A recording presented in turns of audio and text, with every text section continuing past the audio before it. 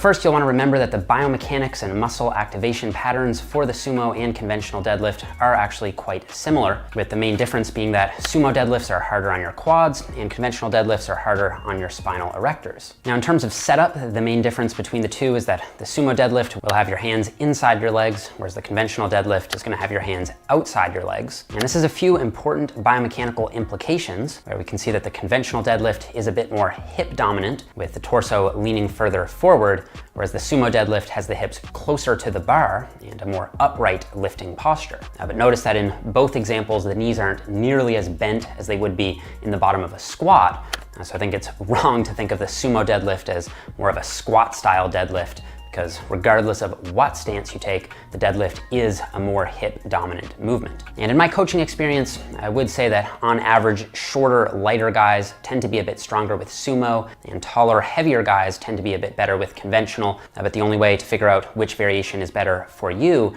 is to give both a solid shot, learn the form over time, and give one a good, honest effort for one training cycle, and come to your own conclusion.